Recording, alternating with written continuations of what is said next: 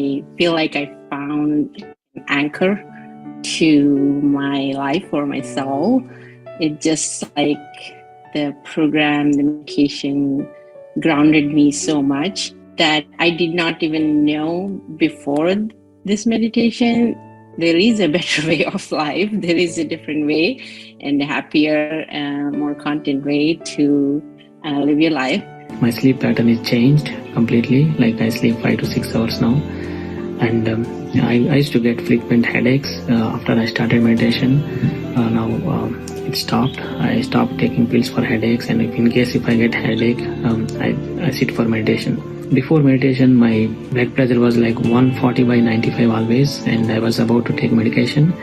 And after I started, it's always like 120 by 80. Even my kids and everyone are transformed at our home, and it has been a meditation home and not just a home. That's what we manifested, and it's working great. My relationship with family is a tremendous changes, I can say. Like my wife was very happy now.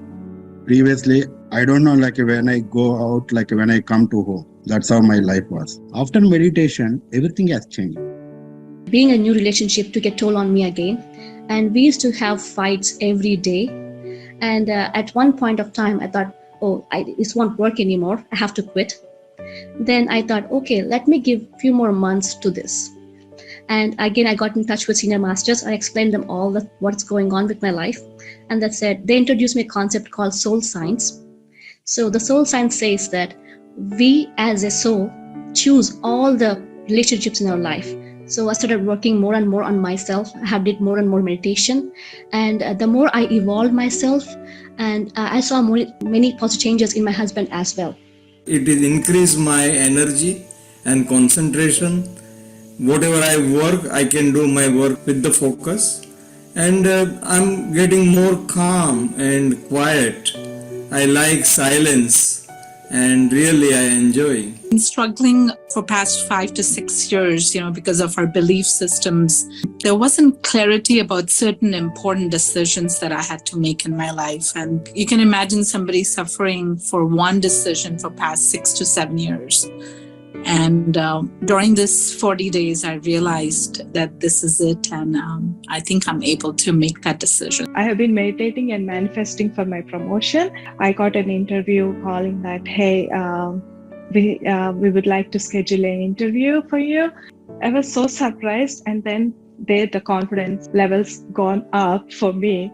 My work has increased to tenfold after I came back from the advanced meditation, but I can see how I'm handling 10 different things, but all with the calm mind. Before meditation, it was a different. Now I'm kind of seeing that difference, definitely, more and more.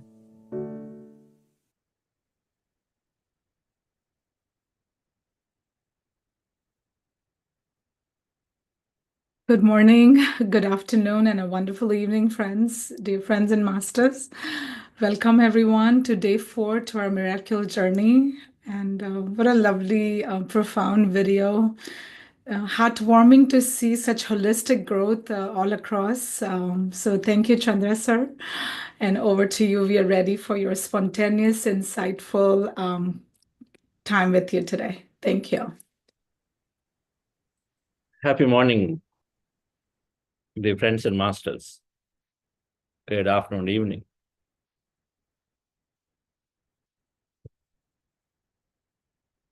Everybody from St. Louis is there, isn't it?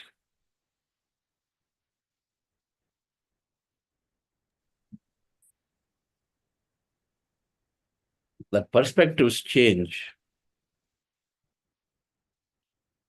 When we come into meditation, our perspectives change.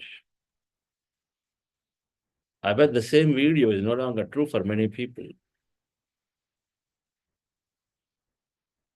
What we were 2 years ago, we're not the same now. Because with more and more wisdom and knowledge, we keep removing layers and layers of ignorance, which is the root cause of suffering.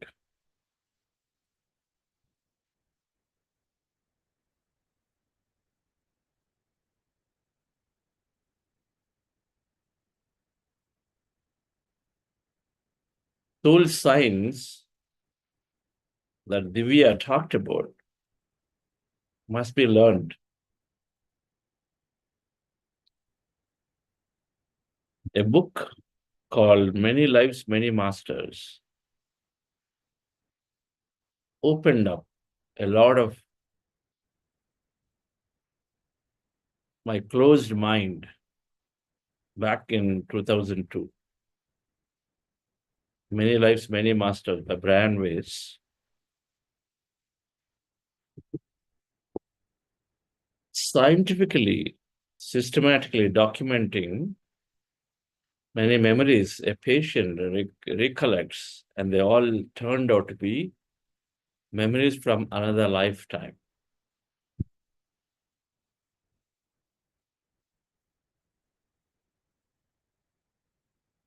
So until then, the only understanding is it's body science. The only understanding we have is body science. That I am this, I'm only what I see is real. The body science is saying that what you see with your 5 sensory perceptions is all we know.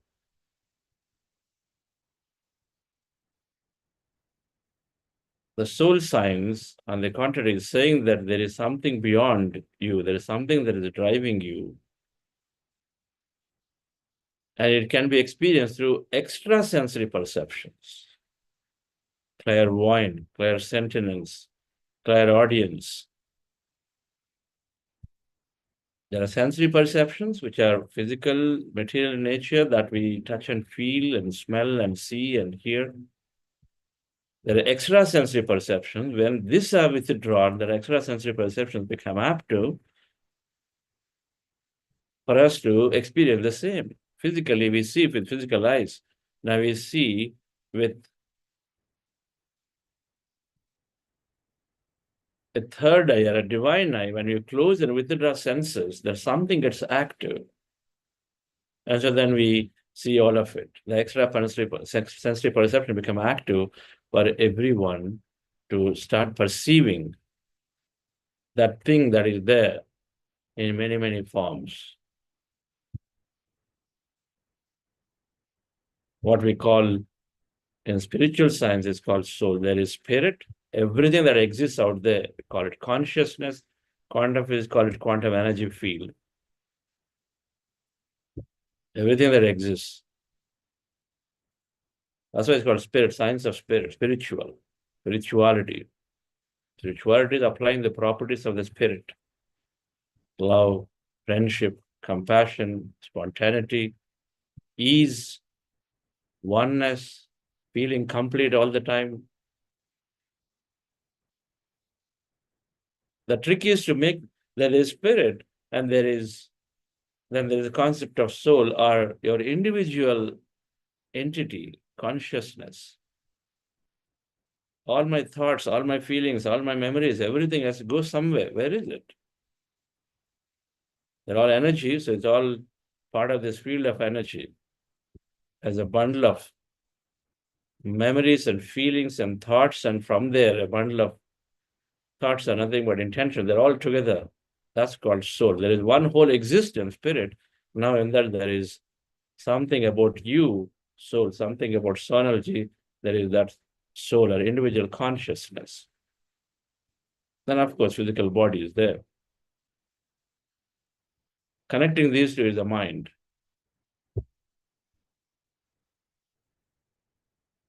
The moment soul science is understood, that there is something larger from there. Now, when the moment that book, which was introducing the problem for this particular patient who was going through a challenge and she was regressed, was recollecting experiences of something that could not be correlated to what she's saying here. And then Dr. Brian Weiss then went about trying to corroborate and say, where is this coming from? Finally succeeded and demonstrating that she's talking about perhaps a lifetime, long time ago. And something is being carried from there till here. Just like a child carries a problem, something that happened in a childhood, significantly, that is carried for the whole lifetime. If a child in the childhood is not given value at home, because parents have an expectation, child is working hard, but then a child can only do so much. But then every time, whatever the child says is being just dismissed pretty simply. Then they carry that thing saying that I'm not good enough. And so the problem carries. Or in childhood, suppose the child went through a traumatic experience of a road accident. And so then the child carries the fear of, traveling by road, which you don't even know, and that it carries for the lifetime. Same thing is happening. Is this the concept of that book that I've introduced, that, okay, we carry many memories from the past. And so then there are challenges here. The moment that is understood, we are saying that the concept sort of came here to look deep inside me and say, where is it coming from? Every time we have a challenge, we look into ourselves to say, in my memory, okay, did I do something in my childhood? Something happened, something traumatic. Some people did not care for me. Something people said that deeply so it recorded in my subconscious. Is it what is causing my fear for doing things? A casual discussion at home, how people fought for money, and then in front of children, if it is done, the child is making up the mind and saying, okay, it's going to be a very, very rough world out there. Money can be a source of a lot of problems. And they slowly make inside a feeling of rejection for money. They don't carry good feeling about the concept of money. That means then when they grow up, then they struggle to make money. Now, of course, there is a connection. What is my thought versus what is coming out as making money? My thoughts can cause that thing. That's the science again, the soul science is saying that it's all there. We are much beyond this body, where memories are coming from past and past and past. And so we're carrying them, but we can change them.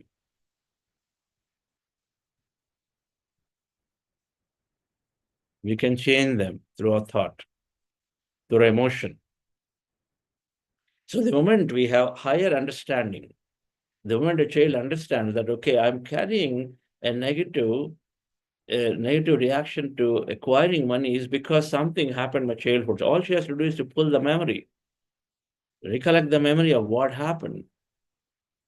Now, that's not external. That's somewhere internal. It needs to be pulled out. That memory has to be pulled out to relive, to understand where it is happening. I should be dissolved. Meditation is doing that. Meditation is activating these extra sensory perceptions for us to go back and then look into all of these events that have happened here, but they're there energetically. So the more we understand this knowledge, the more we get liberated. The moment a child understands that, okay, my fear is happening because I had this deep, accident in the swimming pool, all right? And so then since then I had the fear of water. And so the moment she understands that, and so then it immediately is resolved because that's simple. Now I can approach again. Same thing, the moment we understand the memories of the past, either they dissolve completely, that is causing us to hold the fear or causing us to hold the suffering about it, then automatically we're coming out of situations. The science of soul must be understood. We will go through it. We call that 6 spiritual science theories. We'll go through that talk maybe on Saturday.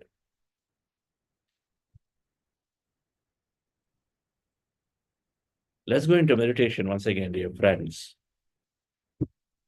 If we increase our understanding, then everything will dissolve.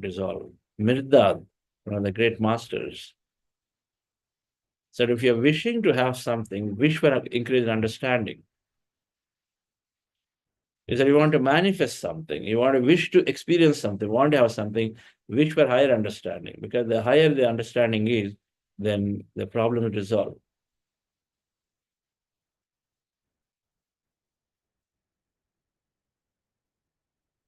I was complaining about shoe until the time I saw people who do not have feet, roaming.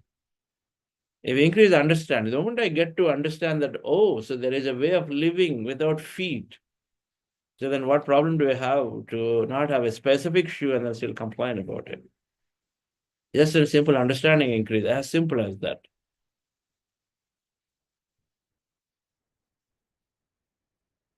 That's why it's called knowledge liberates.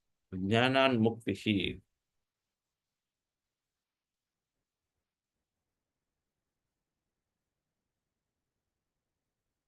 Knowledge of the three things. The challenges are there in our body, in our mind, and then in our intellect, buddhi. If the dosha or the issues with these three are resolved, all the suffering vanishes. Health has to be there. The mind, which is thinking constantly in different directions, feeling that that's not come, this not come, has to be there. That has to be done. It's gone. Issue of the mind. Because mind interprets. That intellect has to expand. Otherwise, intellect is limited in thinking, limited in judgment, causes all judgment. It has to expand. If these three, they call tamo, rajo, sattvic, guna, dosha, if these three are solved, then automatically all suffering is gone, which happens through knowledge.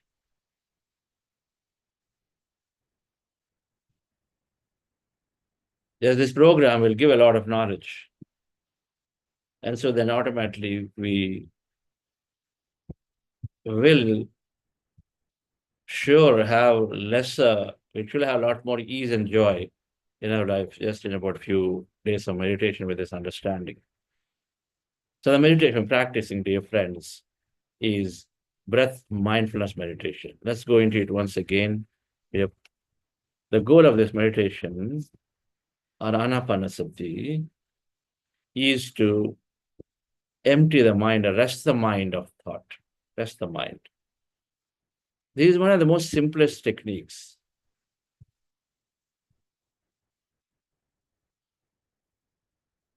Meditation is such an important practice that cannot be left and said, theoretically, just leave it, okay, any meditation is okay. It's a practice that takes to perfect it, and then that takes to gain full benefit of it. It takes some time. You know, it's like computer programmers want to code in something. Now, it's an important aspect to choose and say which language through which I can actually code and then show stuff. It's called C, Pascal, Java, this, that, and Python. You have to become an expert at it. So that means you got to choose a technique and choose one language so that you become expert and show your prowess and gain everything that you want to do. Same with meditation technique. You can't just say, I'll do anything.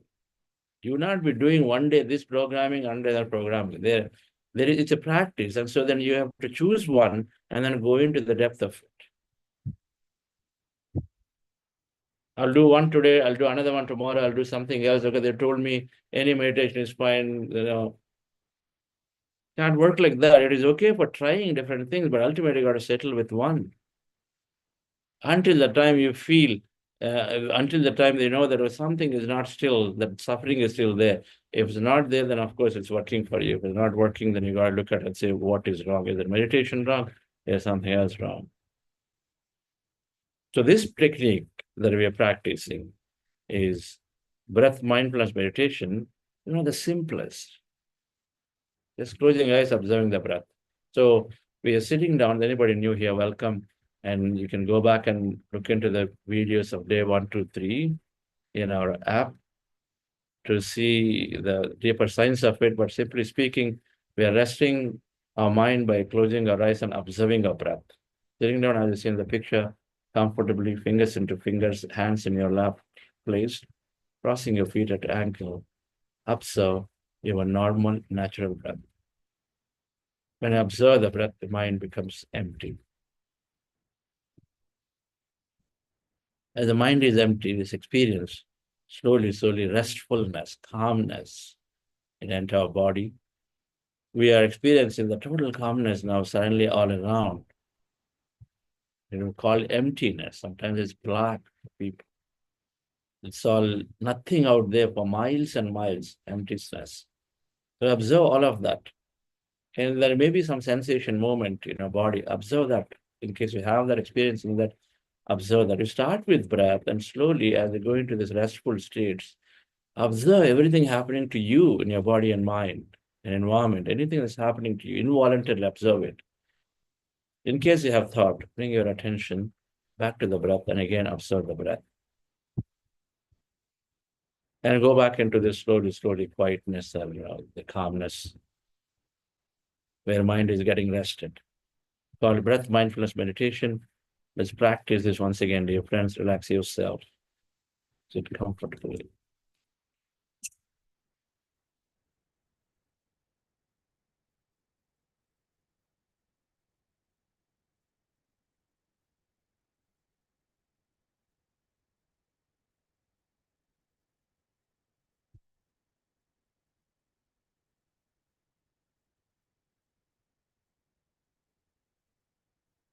Relax your body.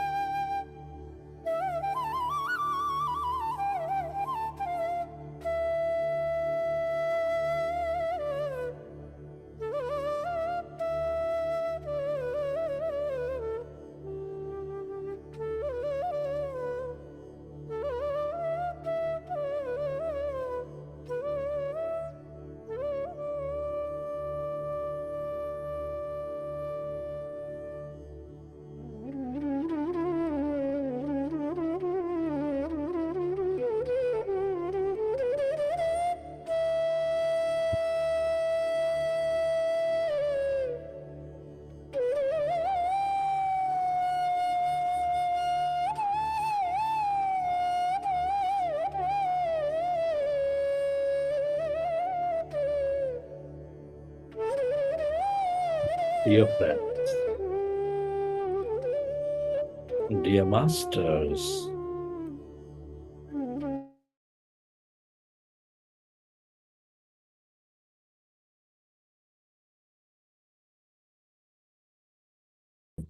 your normal, natural in-breath and the out-breath with your eyes closed.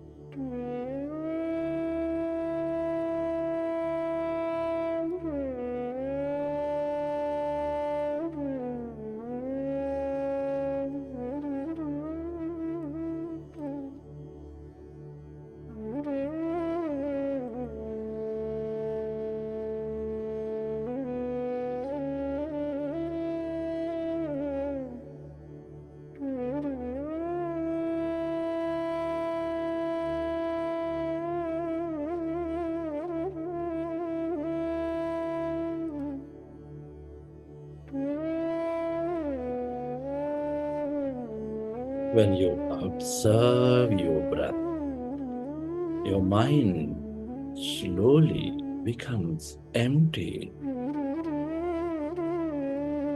As your mind is becoming empty, you experience greater emptiness.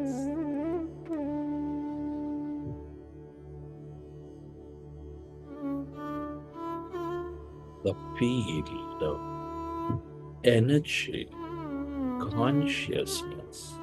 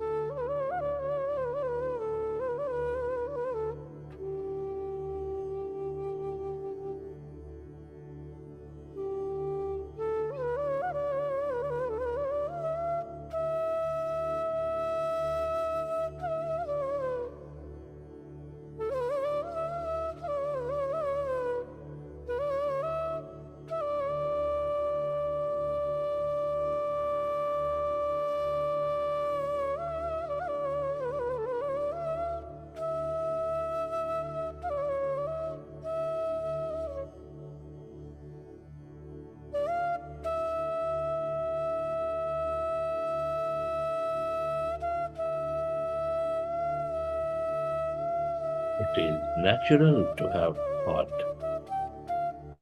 If you recognize you are in thought, gently observe the breath again and allow yourself to go into that calmness.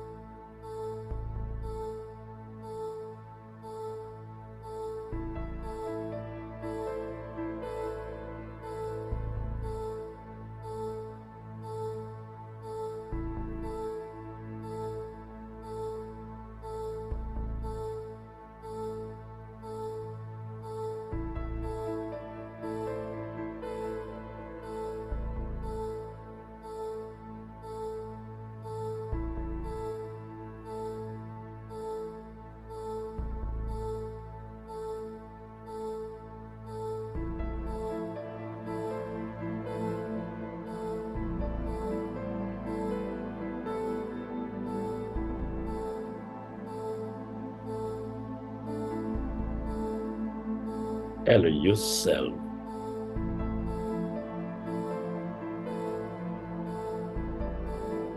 to merge into your breath and allow yourself to experience that deeper calmness.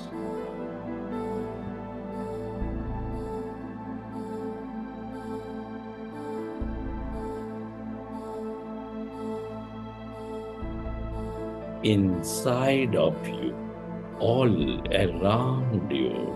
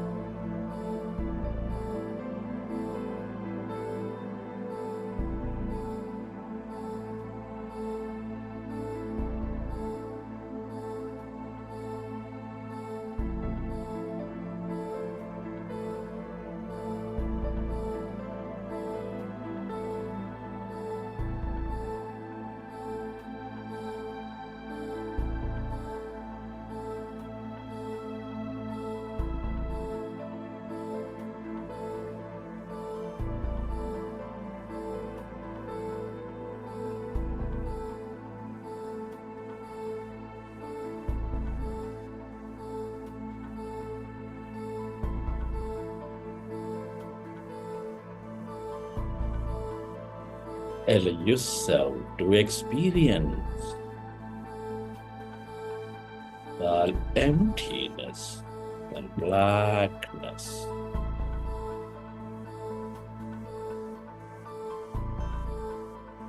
Inside of you, all around you.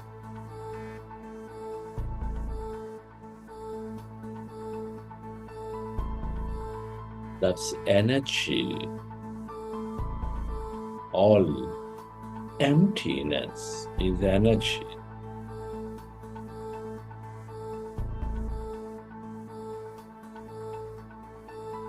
The quantum field of energy, the field of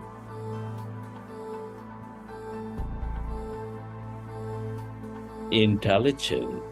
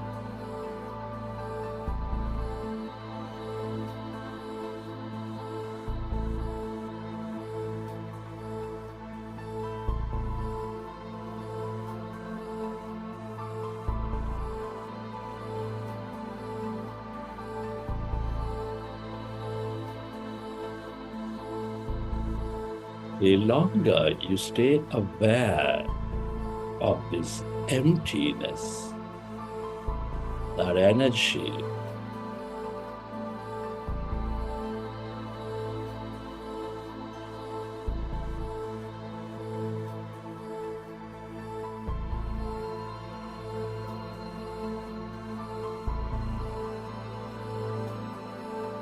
the more you know about yourself, your larger self,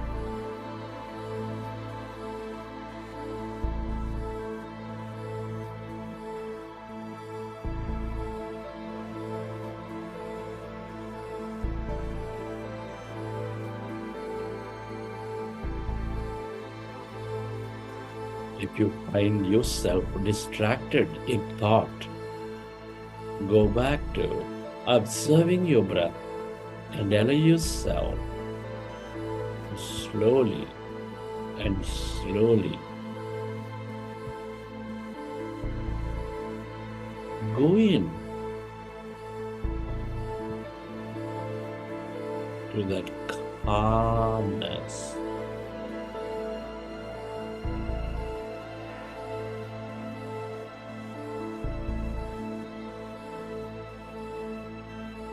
The feel of emptiness and energy, the feel of all connection.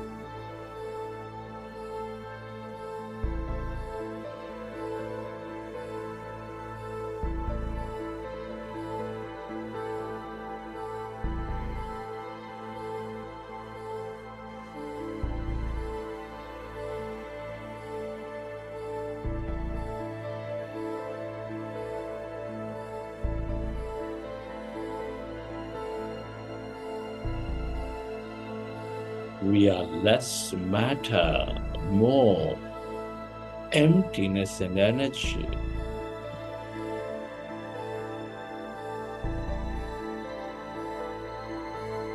When you empty your mind of thought, you move away from the matter.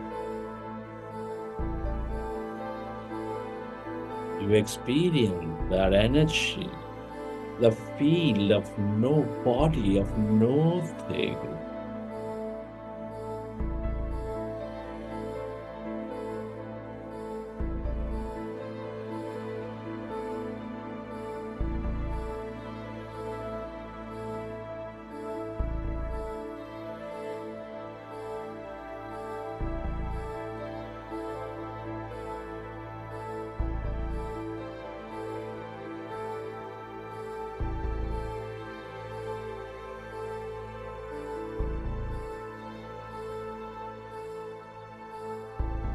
The feel of all possibility.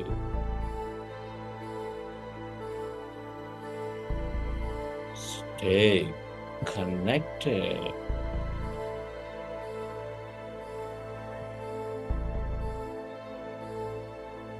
To this blissful state of calmness.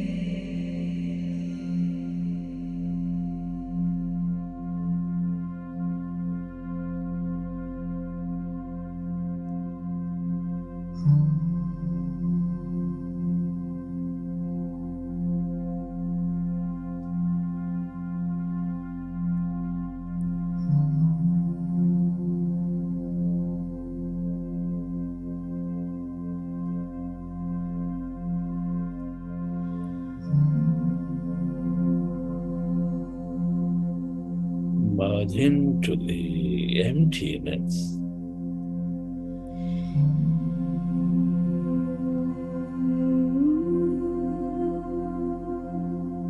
That field of light.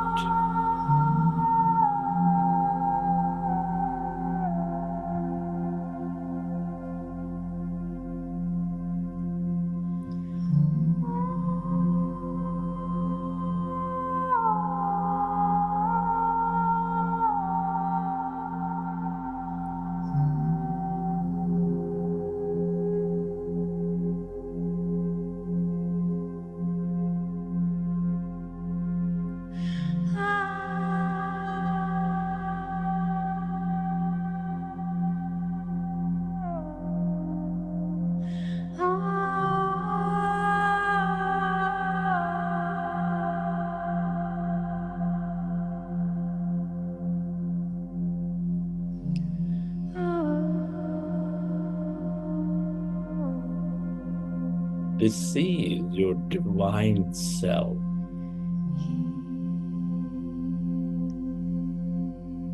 Your inner knowingness, always paying attention to you.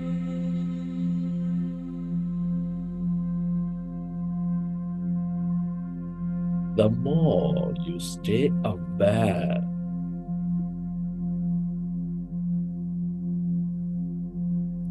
of this emptiness, that energy,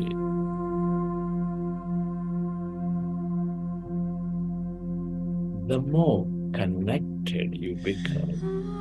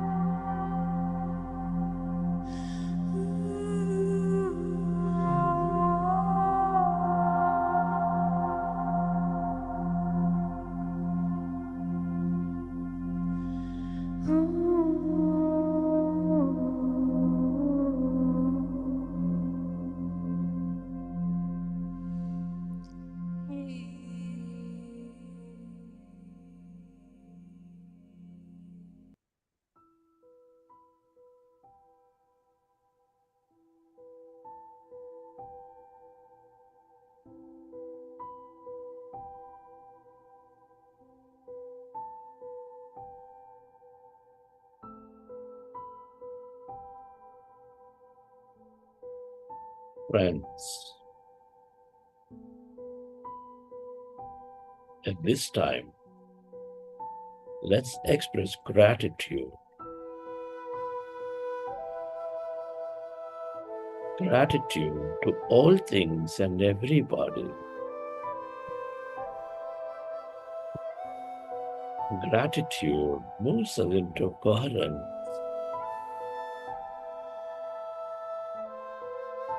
And helps us receive more. Express gratitude to your parents, teachers, mentors, family, friends, colleagues, everybody.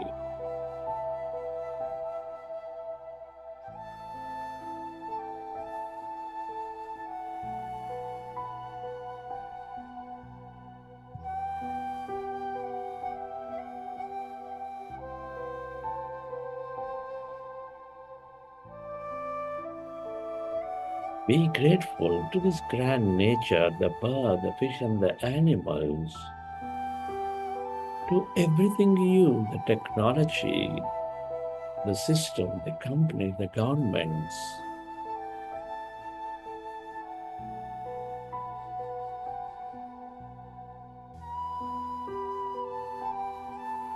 Oh, gratitude to yourself and to this intelligent universe. Gratitude, the ultimate share of receivership.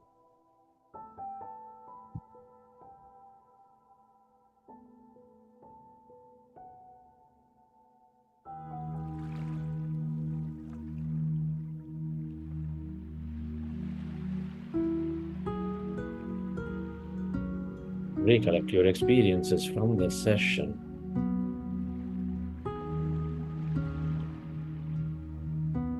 And whenever you're ready, you can keep your hands on your eyes for 5 seconds, and then open your eyes.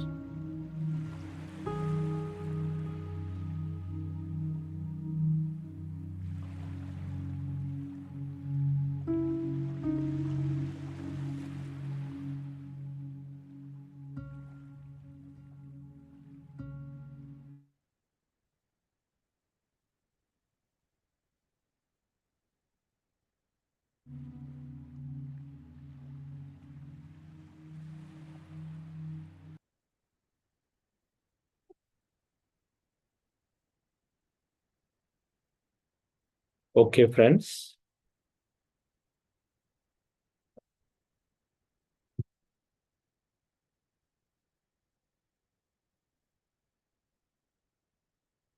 Wonderful.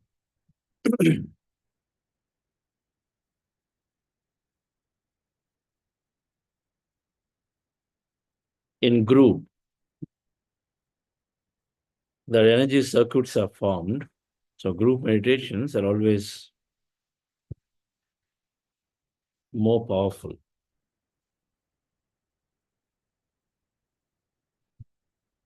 Energy is non-linear, non-local.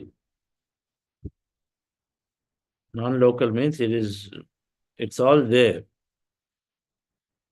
We come together with an intention, so then we are channeling the energy to a certain frequency.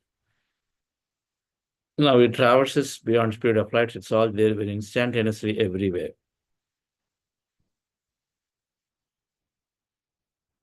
And so no matter where we are around the world, when we come together with an intention to sit down, then we are forming a nice energy circuit. So then everybody benefits from it. Suppose those who have agitated mind come in, they gain from it. From the other who are there in the karma. The group meditations we always notice have deeper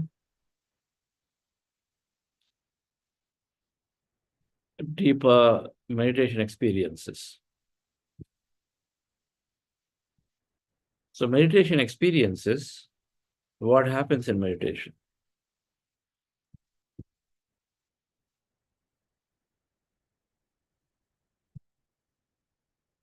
there are broadly 4 types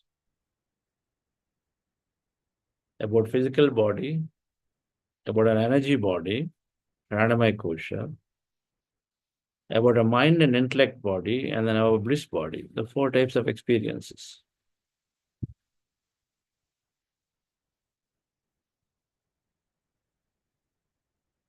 Because meditation is working on all bodies. A physical exercise works on physical body and exercise. Depending on the type of exercise, maybe it'll help, tune the mind a bit, but primarily works on physical body. The intention there is to move this organ, move that organ, get this more flexible, this and that. But meditation is, by the very nature of the process, is helping to experience and then heal all bodies.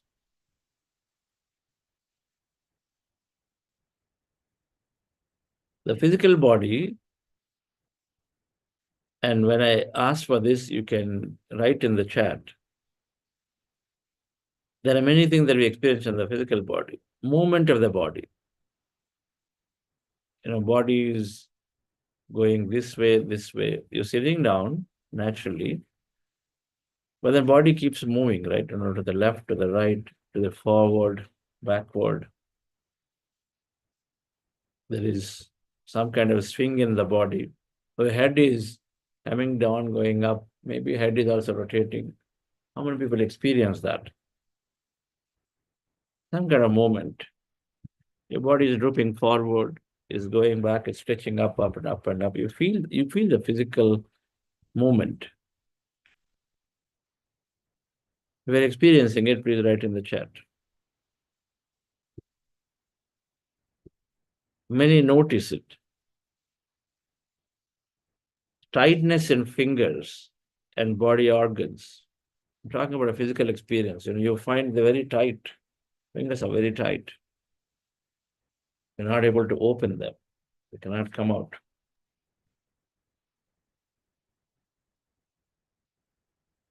Feeling sleepy and then having intense amount of pain.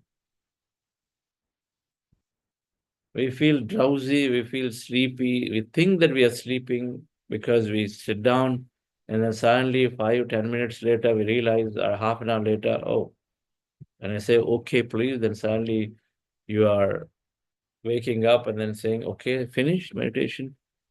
I think I went to sleep. That's what we would conclude. Now, these are all experiences, they're all energy experiences that we, because of, in meditation, one is the physical body experience everybody feels. Something or the other can come in the physical level. The pains are there. The pains are as cleansing the energy body, intense amount of blocks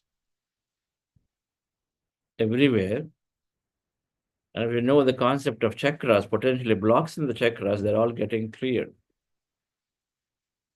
With meditation, where a tremendous amount of energy is experienced, the connection from a physicalness, when the resistance is removed from the mind, as the thoughts are removed, resistance is removed, then again opening up the channel to be merged into the quantum field back again. And as a result, receive a lot of energy into this, whereas otherwise is blocked. Our thought blocks various channels. Now them get opened up, so there's energy, and so the blocks, as they're getting released, there can be pains. We call it healing. And pains are there, they come and go. Some people have to experience a lot of pains for a long time. Various reasons. If I have wrong thinking, if you have poor thinking, if you have done all kinds of limitations and fears and phobias and hold on to them, of course, there can be many, many blocks.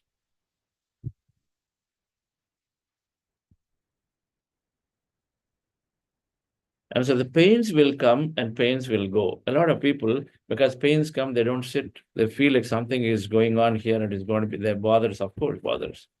Sometimes intense throbbing pain comes in neck, in legs, and somewhere the other. Back, significant pain can come in the back. And so then what do we do when pains come? No, this is not right. Something is wrong. I'm doing something wrong. Whatever you used to. If I'm doing an exercise, suppose suddenly some part is paining, then you say, yeah, I think I'm doing something wrong. Possibly true. And so the same thing is applied in meditation. You sit down, but you're sitting on most relaxed posture. You agree with me on that? You're sitting on the most comfortable, relaxed posture. And then what are you doing?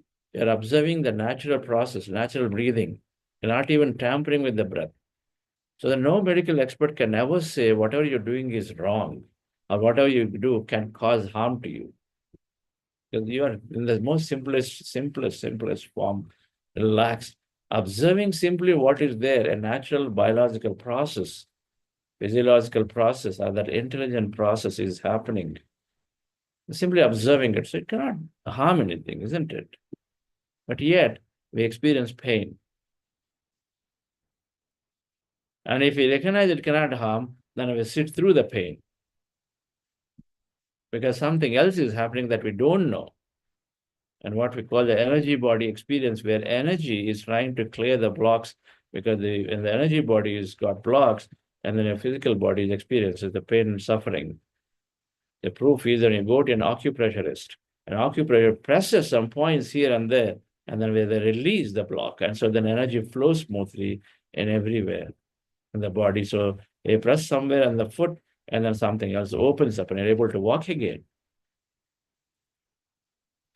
In meditation, those energy blocks get cleared. So the pains can come when we sit through them. The second type of experience, now beyond physical, now this is where we try to explain it. It's difficult to explain what these are. Now, lightness in the body. Lightness. Your body feels very, very light. For a moment or for the whole duration. It doesn't have to be the whole duration.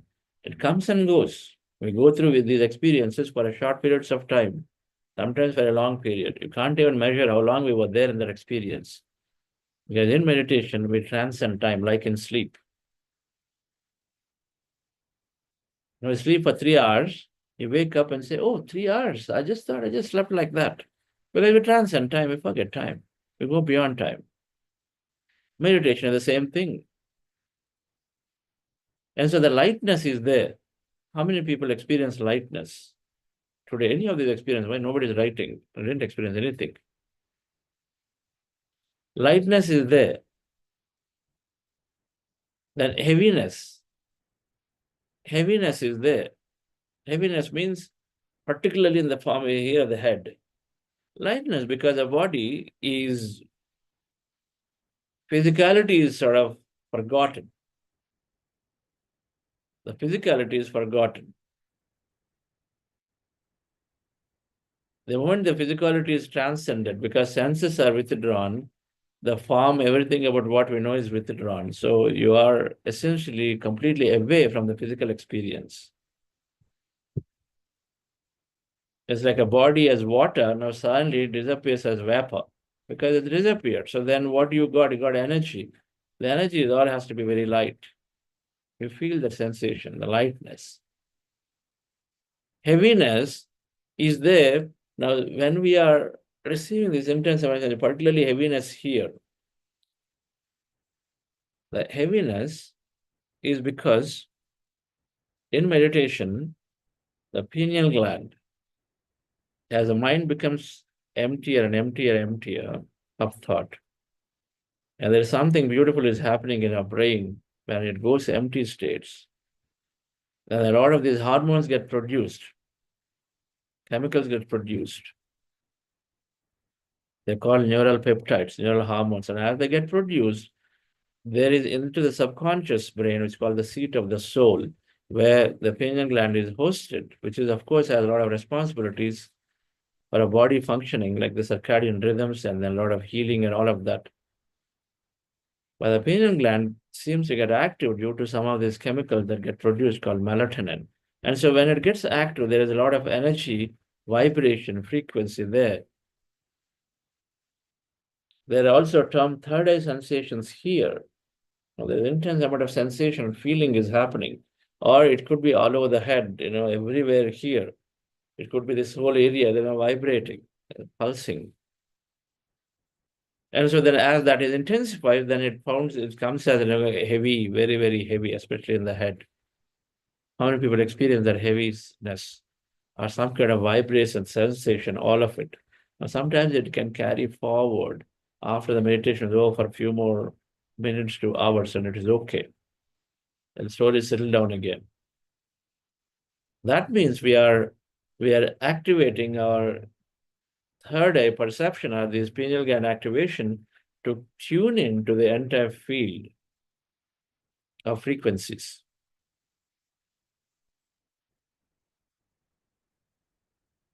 Whirling and floating sensation. You feel that you are okay, but something is rotating inside, dancing inside. There is this energy movement. The energy movement is going up through the various junction points called chakras. That energy is moving as it's becoming clearer and clearer. The energy is moving up. It's going up and down. So there is some kind of a dancing is happening. How many people feel that? It's, you are there, but sometimes there is something is there. I mean, it is literally doing the waves. It is possible. That can be experienced as you go in deeper. Floating sensation. Now this gets a little more floating or lifting up the body. You are there physically, but then you feel, floating up, lifting up. Now this is to do with, from a spiritual science perspective, that energy body, I'll call the astral body, the Sukshma Sharira, Manomaya Kosha, that part is wanting to travel, something that happens in sleep. Every day in deep sleep, we keep seeing many things. Because something is going out and seeing many things. That going out, wanting to go out, results in this floating experience that something is going out, and so it starts floating freely.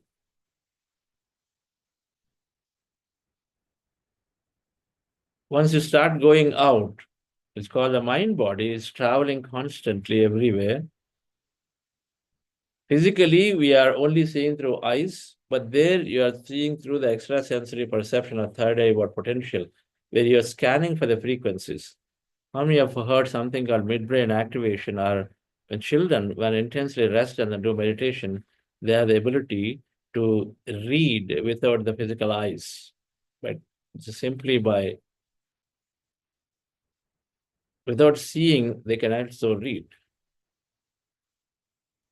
You give a visiting card, they'll read.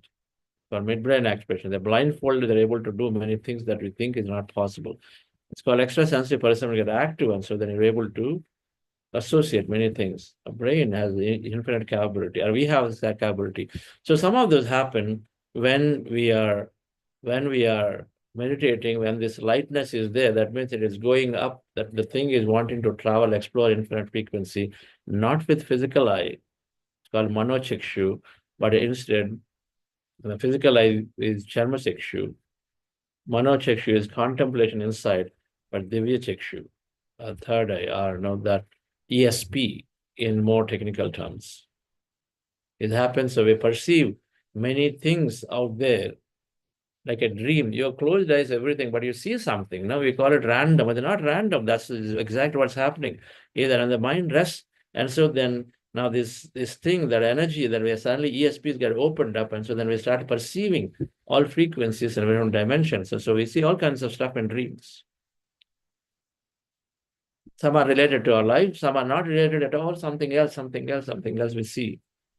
Because the frequencies are infinite, and so then infinite possibilities exist, infinite realities exist.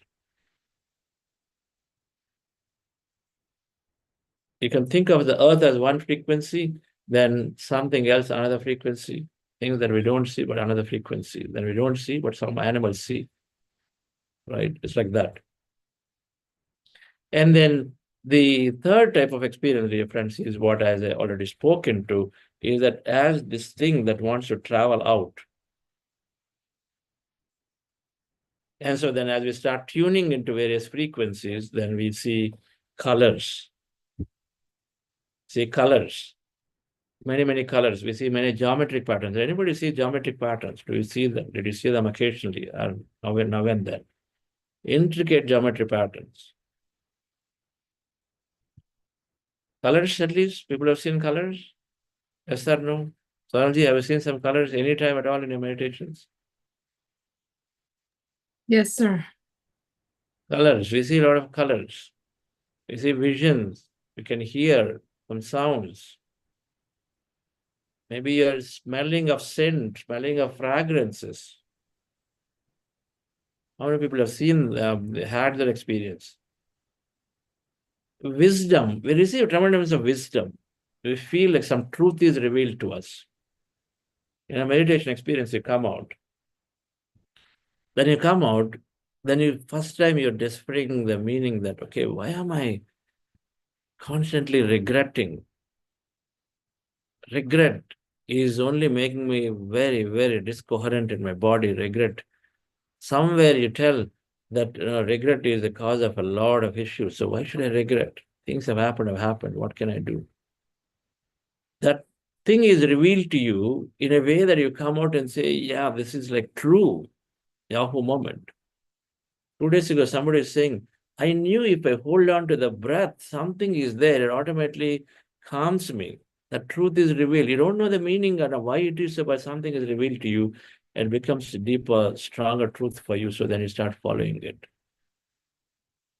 They call wisdom. Wisdom happens,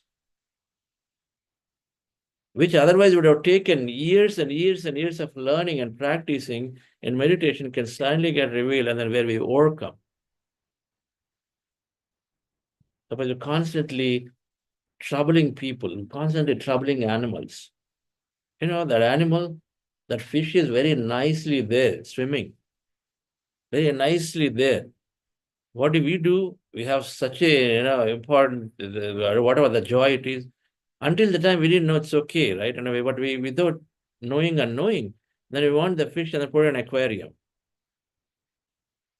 Sure, let's take a human and put it in one room for the whole lifetime and see how the human, then everybody from outside say, oh, she's dancing, he's dancing like this, and we keep seeing as a human. Can we do it?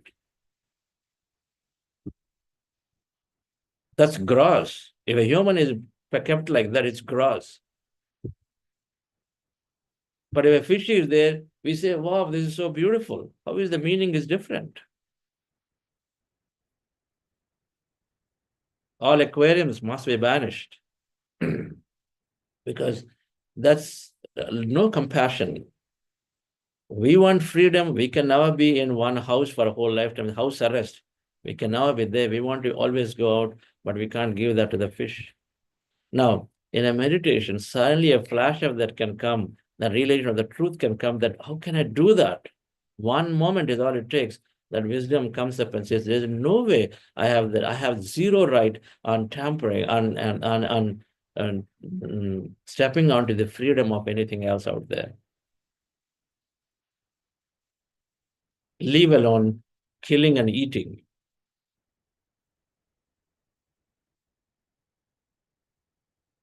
These truths can come. And so that means what would have taken a long time and long many years before we realize, we would realize that instantly. The moment we instantly realize, then we let the other one to live its life. You know why conflicts come? Because we are constantly interfering with somebody else's life. They want something and then we say this way to do, conflict. Because when we conflict, then the other person is sending an energy, it's all energy signs. And so then we get influenced or impacted. The same thing is happening through animals, dear friends. Animals also have the consciousness, they also send the signals. And so that agitation comes because we constantly are not doing right thing to the animals, the animal kingdom. It must be taken care of.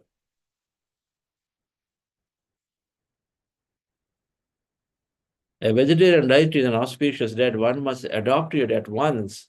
And you understand that I have no right. If I don't want my freedom to be taken, then I cannot take it from somebody else. And if my freedom is taken, how much I feel low or how much agitated I am and how much frustrated, how much anger I could express onto somebody, it's all that energy, and then exactly apply onto the animal too. Same thing. And so the third type of experience, dear friends, are the mind and intellect experience happen. Intellect experience, the whole idea of meditation is to gain this wisdom in a much accelerated fashion. We gain and gain and get increased understanding. And increased understanding of behavior changes. Rather than complaining about somebody, we keep looking at it and saying, what can I learn here? That will come, shift will come. The fourth type is the bliss body experience, the Anandamaya Kosha experience. The third one are Manomaya and Vijnanamaya Kosha experience. The fourth one, Anandamaya Kosha experience, is that soul stuff, what we call. We are that. So you have this feeling of connection, you have feeling of completeness. Now, these are not intellectual statements. I would like to know how many people felt in your meditation this whole, that nothing really matters. You are just there. Please write. I'd like to see here. You felt you're there, and then you had this, going through this experience out there. You can't really put in exactly, but you know that you are this whole. There is nothing matters really, because you don't feel the need of anything. You're just there. But you felt the wholeness experience. Many times we don't even know that we are going through a wholeness experience, by the way. If you're going through this feeling of intense amount of light all around you, you're just bathing in this golden light, or purple light, or whatever, it doesn't matter. Just light everything, right? Just light. You're there in this light, you're bathing in this light, and then you don't even know where you are, and you just feel so blissful. That's wholeness experience. That light is one, right? When sunlight is coming, what we call, is it different parts, or is all one? It's all just one light, right? Your room light is all one light. We don't even see that there are parts into it. It's all one light, it's all connected light. So the experience that all is called oneness and wholeness, it's everything, and it's a wholeness. So when you go into meditation, when you experience this wholeness, that we are truly one, are truly whole, then that feeling of inadequacy disappears. Because suddenly we start finding, okay, I am this. The revelation comes, Aham Brahmasmi. Then the inadequacy of something is missing slowly disappears. That inadequacy leads to attachment leads to suffering, and all of that slowly, they automatically disappear. When you have practical experience, that's why Patriji used to tell, meditation will give all answers and all solutions. One meditation, if you just keep doing meditation, it has everything in it. Because the feeling of wholeness, feeling of the wisdom that keeps coming in, the feeling of wholeness is there, the feeling of oneness is there. So bliss and emotional experience, intense amount of tears and joy and peace, wholeness. Tears can come because we're releasing a lot of emotion from the past that is holding, And the entire family, the family has always suppressed me. They just diminished, they just minimized me. Some families, they give zero respect to women. Male domination, significant male domination. There's no respect to the women at all. And so then you're minimized to nothingness. And so that feeling, then of course, but we are a being, we want to express, it can't express. That thing is there, a holdback, which is the cause of most of the illness in the body. And meditation, knowingly, unknowingly, releases all of it. It disengages from the past. The past that is held back is released. At least we become free and light for the next moment to be beautiful. And so that's why sometimes the tears of pain can come, but the tears of joy. But it is good. All of the experiences, friends, mean that they are natural, they're common, they happen. And what do you do with them? We go through them, we observe them. If tears are coming, don't stop. Just go. Let it roll, let it go. If you had to laugh a lot, but you kept kind of closed, You don't laugh because, people really get angry, aggressive. Your boss is too serious, or somebody is, at home is too serious or whatever. You're not allowed, and then so you hold back. And in meditation, you feel like laughing, do it. Laughter comes, do it. Crying comes, do it. Don't stop any of those feelings that come naturally in meditation. Experience it fully. The body is rotating, don't stop it, let it go. What's going to happen? It'll rotate, it'll stop sometime later. You are seeing something intense, something very feeling scary or something beautiful. Either way, observe them because it's simply an experience that's going through. You are sitting in a most relaxed posture, nothing harm can happen to you. So all the experiences have to be approached with equanimity and then without any fear, without any doubt, and say, okay, I'm going through an energy experience, tuning into the infinite frequency possibilities. And so many things are there in this whole science. And so then I'm simply observe them, be a witness. The word is witnessing. Witness means sakshi. Just be there, see it, don't interpret. The way it is. The way it is. If I see a cup of coffee, hot coffee, when I look, if I want to be a witness, I just see, okay, there is just something is coming out there. I see there is a cup, there is a coffee, there is some vapor. That's all. Witnessing is that. Analyzing is then it goes, oh, how hot do you think it is? Oh, it's got some nice smell. What could be the coffee? Is it like Starbucks? Is it this? Is it that? Then you're going on to analyzing experience.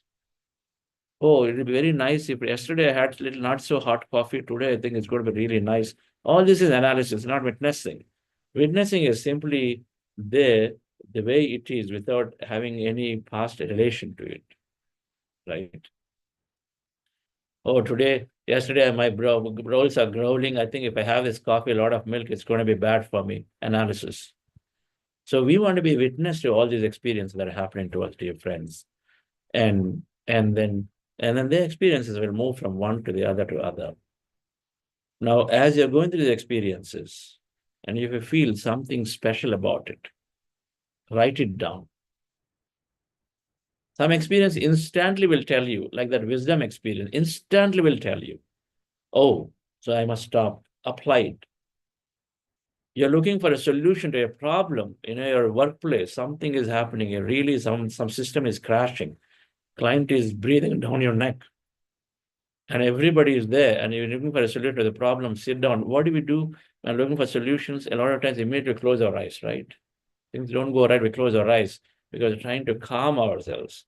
Go into meditation, deeper calm state, and suddenly you get a solution. In meditation, you get some insight. Go talk to the person. Go talk to the person. Yeah, the person may be holding the key to the solution.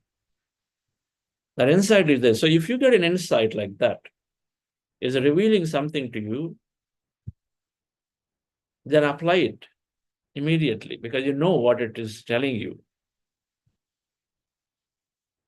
Just like, when you have a problem, you go to your mentor, somebody, they're giving you some tips, you go and apply. Same thing, when you go into meditation, you are meeting the biggest mentor, the mentor of mentors, who is this infinite intelligence, and is constantly feeding information to us, where the most big picture it can have.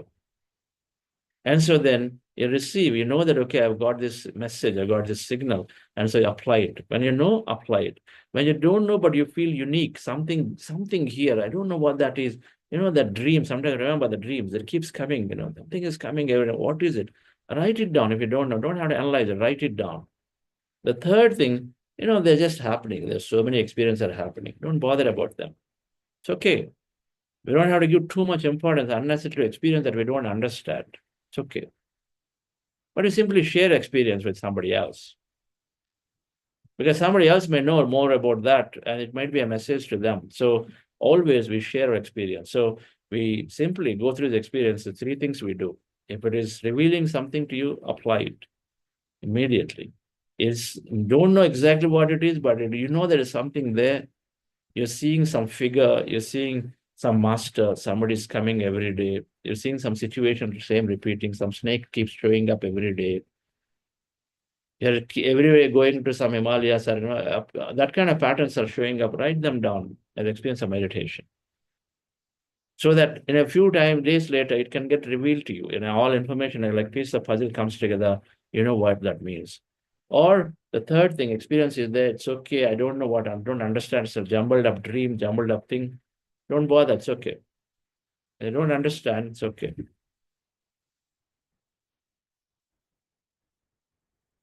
After meditation is over, he says, share your experience always with everybody. That'll help others to get inspired, others get motivated, others to get many messages. Many things will happen just by sharing our experiences. Right, friends? So these meditation experiences, now some people don't have any experience at all. They don't have any experience. Some of them have these energy experiences to make them convinced that something beyond the body is there. Otherwise, the rational mind does not want to even sit down for meditation. Sit down to take guidance from this infinite intelligence. So sometimes people are given these experiences because they just have to come into the practice, believe in this process more. For some time, for some, because the healing is required, it happens. For some, all these visions are required because through them they'll get more and more knowledge. But many are already receiving the knowledge through reading of the books. It need not necessarily be in meditation. When you do meditation, when you come out and you go to that today, you open the mail and suddenly there is something there from Dr. Deepak Chopra, some mail is there. You'll catch your attention there, right there. That's a message that is there for you, which otherwise you don't catch your attention. You catch your attention there, and then you open that.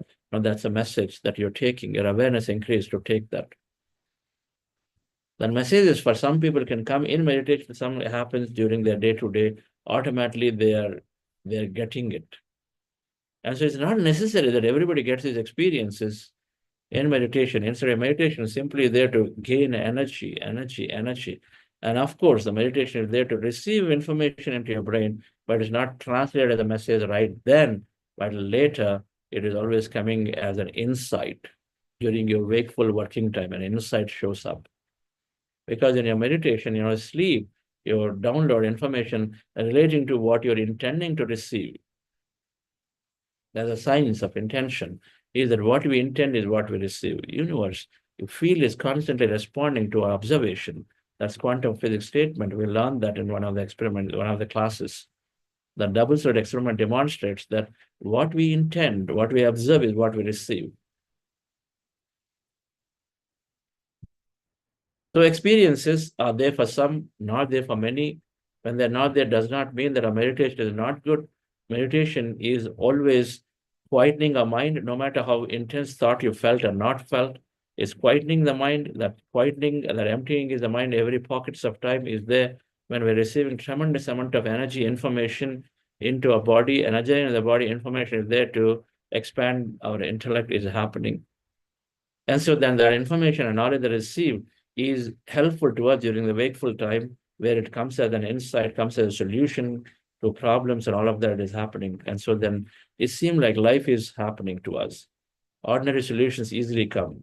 People who come to meditation say, oh, everything is happening smoothly. That's because, the no longer struggle is there. And situations come, which way to go? The struggle is not there. At every moment, we have wise action. Go this way, that way. Everywhere we decide, every point in our life. What shirt to wear is a decision. With meditation, is that thought itself not there. Immediately you'll go, your eye goes onto something, you feel like wearing it, you're done. There's no decision required. What breakfast? Oh my God, every day is a big issue, right? What to have tomorrow, what should get cooked? The whole menu is a big problem. Takes half an hour. Deciding what you want. Oh, she doesn't like, he doesn't like. A lot of things get collapsed into very quick. So life becomes effortless because that confusion goes and then clarity comes, and then wise action, where you have to decide this way, and every point in our life becomes more and more easier. That why collapse into one? There is only one choice that keep going into. So that means we don't dissipate energy, and then we keep taking decisions, go forward. Effortlessness happens. Effort comes when you have to decide. Analysis, understanding, and finally decide. That collapses into only the main key possibility that's important and good for you. Right, friends? So meditation experience are there and not there. Doesn't matter, we go through. They're there, be a witness to them and go through. Apply as the meaning of it is revealed to you, apply it in your life. Right? Thank you very much for joining and understanding this important subject. More than half the people drop out of meditation because they do not understand experiences and they think that, okay, they're not bad, they're not doing right, and it is all happening. I don't know why I cry in meditation. I should not be, and so they stop meditation, right? Because lack of understanding. And so I hope this gives sufficient for us to have an intense practice as we go along. Yes, Sonalji, any announcements? I know we went way beyond our time. It's okay. No, sir. No announcements today. Okay. So thank you, friends, for being there. We'll meet again tomorrow. Tomorrow, the whole session post-meditation is for Q&A, right? So we've gone through 4 days of meditation, some subject, particularly around experience of meditation, the technique. I'd like you to ask those questions and get them out. Because if you misunderstand the technique, then the whole 6 months, you'll maybe just doing that. Some people, for example, I'll tell you, no matter what experience of meditation is happening, they continue to come to the breath and hold to the breath throughout the duration. You start with the breath, but then you hold on to the breath, and then even if your body is going to empty, even if you're trying to see some vision, they pull yourself back and observe the breath only. They're almost like doing some pranayama, observing the breath only. It's going into a nice energy experience, they'll pull themselves back and be here because they think it's observing the breath is what. No, observing the breath is a starting point. And as the experience happened to us, let go, and then we go there and experience that. Experience that, now be a witness or experience. And from there, we get revealed of it. So many do this mistake of not simply observing the breath throughout, because it said observe the breath in the beginning. Observe the breath only when thoughts are there, not otherwise. Okay. So like this, some nuances. If you have any question, you ask. Because the practice, which goes internal, nobody sees. So you don't know whether you're doing right meditation or not meditation. You're simply sitting, you can sit for hours and hours, and then nothing comes out of it because you're not doing the technique appropriately. Of course, sitting quietly itself has huge benefits. So there that you go. But then you want to reap the full benefit of it, right practice, right understanding required. So don't keep this. Nobody is bothered about how silly a question or a simple, beginning a question. Who cares if somebody thinks that way? That's their ignorance, right? A lot of times we hold ourselves back in a group thinking that no, somebody's going to judge me. That's the problem, right? I love Chandra Sridharanji because she just talks. She talks about whatever that is. She has a doubt, she'll talk, which is the best thing to do. Beginning. But later we have to do our sadhana before we talk. We have to do our deep internal sadhana to gain as much answers, and still don't have enough, course, then we ask. But at the beginning, we must ask. Okay, we must ask to the best possible way, right? Thank you, friends. So see you all tomorrow. I see some hands raised. We'll take that after a short break.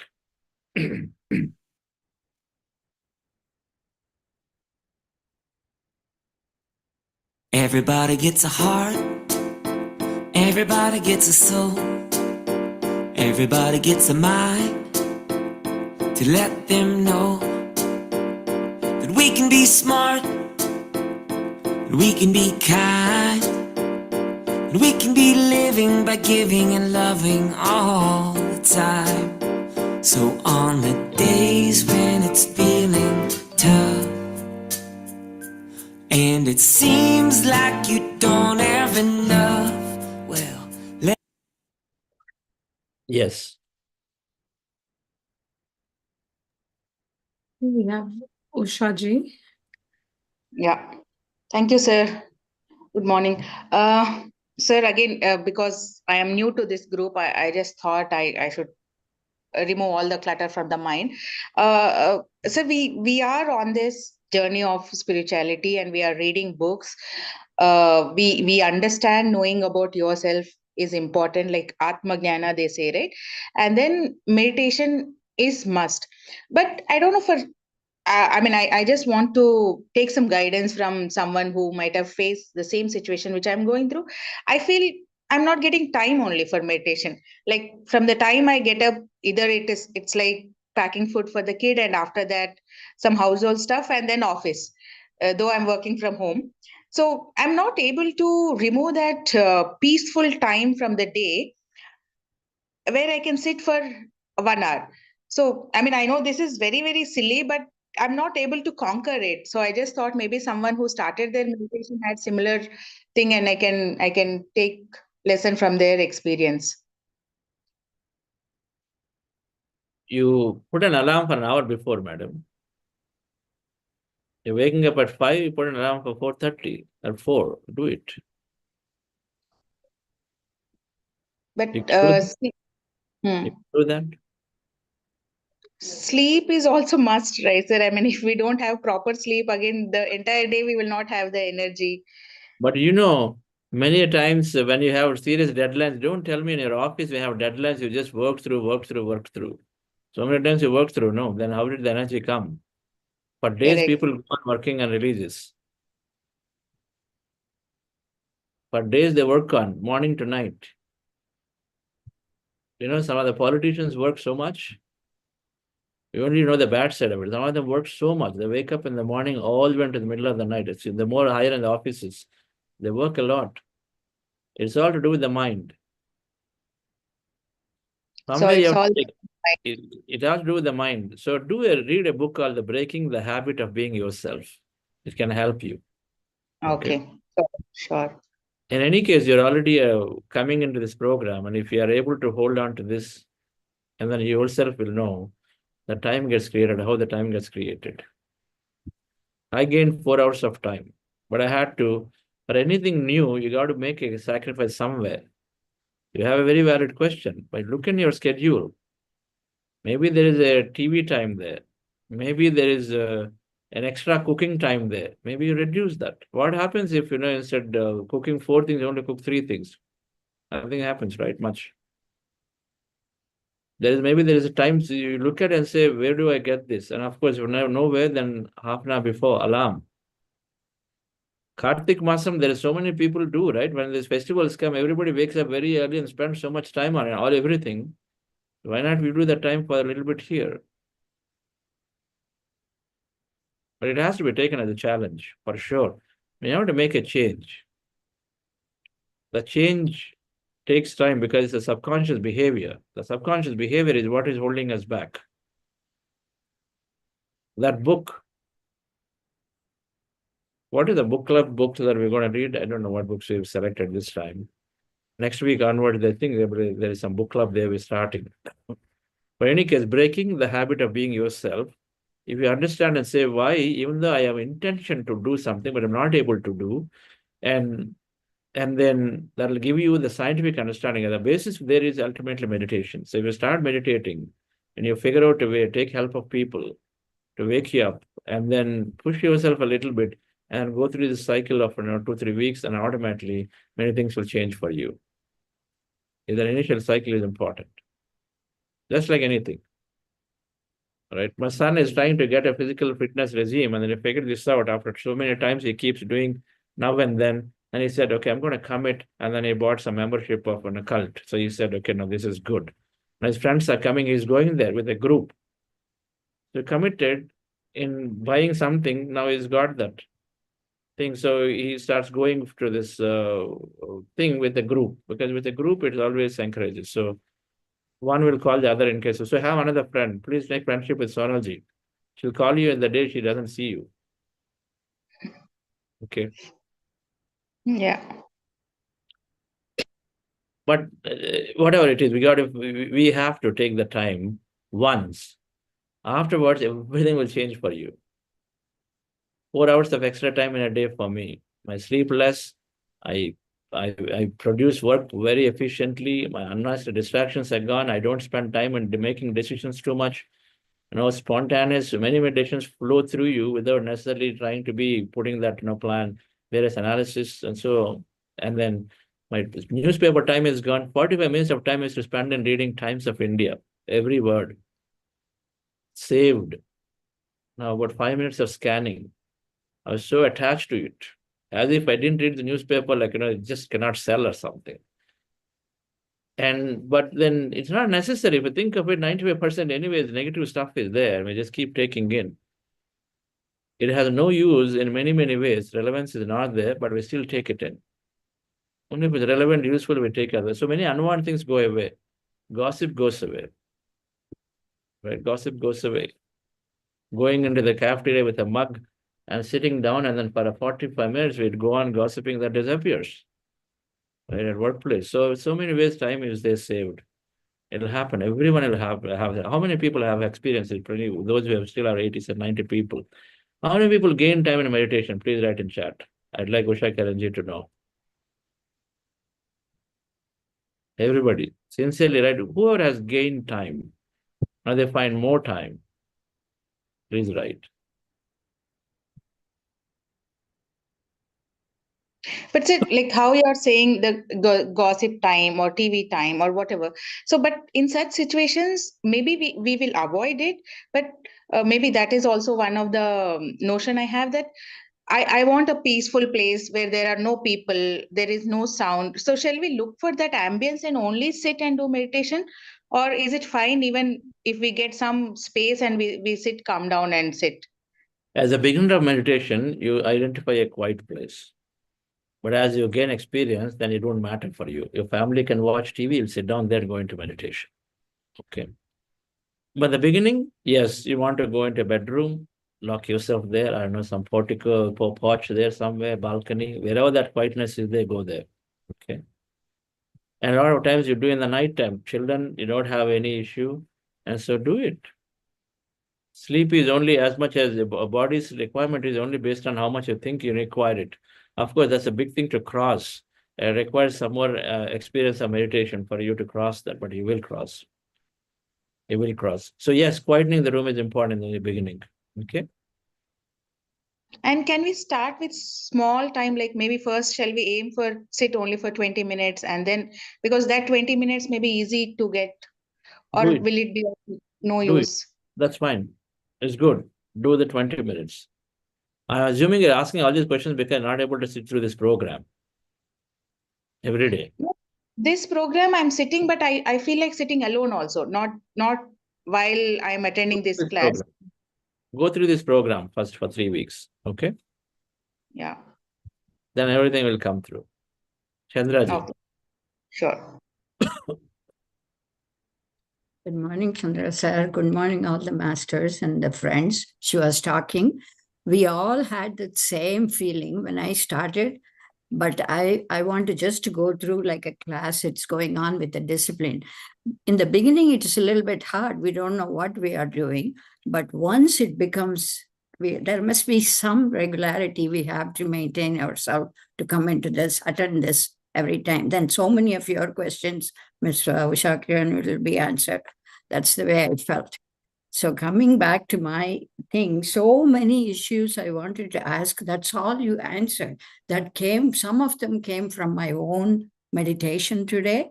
As we said, it when we are quiet, nothing is happening, you are telling. Sometimes there is no experience, nothing at all. But that is really working inside. Just now, I felt it today. What I felt, some big conflict or problem issue, it's not. It's nothing at all. I felt when I went for meditation, it was a little bit disturbing to me, some thought, some issue which I have to resolve. But after that, it's gone. But one thing I noticed, the more we observe, the thought is working. They are observing things means I am the one who observing it. I want to see how this is resolved. That's the way I'm going with that. But you said it, it's witnessing. When we reach that witnessing stage, when I am there, I feel everything automatically, even though I'm quiet, every state is quiet, that gives full energy. That is giving me full energy to function next day, or any issues I can be really happily without any conflict. It resolves by itself. I was not that kind of personality at all. Everything was such an issue, big problem for me. But now I'm able, there is no 2-3 choices, yes or no. That's it. I'm keep on going. If I want to do, I'm proceeding. That's one of the best result I got it from this one. And I want to add some more experiences, like smell, beautiful fragrance is coming. 2-3 times it came. I thought maybe, when at the minute I thought it may be from some perfume I had, no, that is gone. So the minute I started observing it and giving some labels to it, as you said, it's going. And also the chills in the body, chills and shivering. I don't know, it happens to me all the time. I have to wear something thick and going on. And one kind of thing I want to really tell you, when I'm lying down, go to bed to lie down, when I sleep, I feel like I'm meditating. It is like meditating, and I'm getting all these kind of some of the experiences happening there.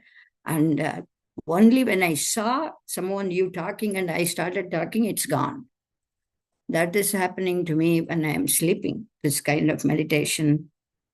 After going to bed, finish everything. When I go to sleep, 2-3 times it happens that when I am lying down and I just pray, and then I go to bed after reading some books, then gone. It looks like I am meditating. I feel, I don't know what that is, kind of. First day I got a little bit scared. Why it is, am I on the samadhi or something? I was worried, am I gone? Am I still there? I got up and drank water and stuff. So I don't know how that is. But minute I start talking or questioning, or when I hear your voice, it's gone. That is the... Yes. There should not be any fears about anything, Chandraji. That is, I don't know, it's a weird feeling. We must at will be able to travel out of the body and come back into the body. No. It's always happening anyway. The dream where you can't move your limbs. In a dream, sometimes you try to shout, you try to do things, you can't move your limbs. It's a state of out of the body experience. You're not, medically, you will be termed dead at that point if they look at your things. But then you're not. It's happening. Its mechanism is too intelligent. Just don't understand, so we leave it as random occurrence. But spiritual science has answers. So with the astral body, the Sukshma Sharira is happening in deep sleep. When you go into the delta states, and that's when this comes active. Physical body rests, and then other things are taking over, and then traveling around and exploring the infinite frequency dimensions. It is okay. It is okay. So what you have to do is read some books around this. Robert Monroe is a scientist. He's written some books called, let's talk, I think it's called, I'm not going to remember now. Out of Body Experience itself is the book name, Robert Monroe. Let's look at Robert Monroe's books and read his books. Very nicely connects Journeys Out of the Body is the book. Okay, now he's a scientist, right? And then, but however, he's done a lot of research around this place, and he also devised some instruments and this and that, but his books are nice. You can read this. Robert Monroe, Journeys Out of the Body. Okay, give you a perspective very clearly, and then sort of you can put many things together, answers together. Okay. Many answers, not only meditation perspective, whenever this situation happens many times. When you go empty, when you quiet up, but it's a natural state. That's how we draw energy, we draw information from the universe, right? From the soul stuff. Okay? Okay, thank you, all sir. right. Okay. Thank you all, dear friends. We'll see you tomorrow again. Thank you. Sure.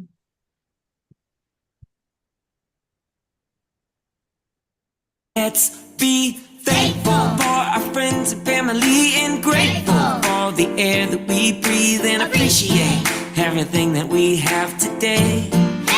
Let's be generous to anyone who has less than us. It's good to be compassionate, 'cause ever since the day you were born, yeah, we've got a lot to be thankful for. Yeah, we've got a lot to be thankful for. Everybody gets the land, and everybody gets a seed. So everybody lend a hand to those in need. 'Cause we can be nice, we can be nice, we can all share. We can keep growing together, it's better. One second. Sri Garu, what was that? You missed something in the beginning. What is it about? It's the Chinese New Year coming up, and the expression is Gong Shi Fa Choi, which is wishing everybody a prosperous new year. This is the year of the snake, and snake signifies a new beginning. 3 elements: transformation, it sheds its skin, becomes new, and remarkable growth. So it's a metaphor for all of us, new or old in this journey, that the year of the snake coming now is another signal from existence that transformation is underway. We have a new beginning, and we should expect remarkable progress this year and growth. So just wanted to take the opportunity to wish everybody that these signals will keep coming from existence. We had Diwali, we had New Year, now it's the Lunar New Year. But the message has resonated with me, and I got emails from my colleagues in Singapore yesterday, and I thought I wanted to share that. So that's Nice. definitely, yeah. That's nice. You're right. A snake is always symbolic, representing. When snakes come in our meditations, experiences, meditation are outside. Every animal, everything is giving us symbolically something. And the snake can represent that. So a transformation is around the corner. A transformation around the corner. You are there. Keep going in whatever you're doing, because transformation is on the corner. Or you're transformed, or you need to transform yourself. That's how the solutions will come to the problems. In many ways. Thank you for giving that message. That's why we are doing a lot of Chinese painting, snakes. Welcome. Thank you. All right. See you all. Thank you. Thank you, sir. Thank you, thank you, thank you.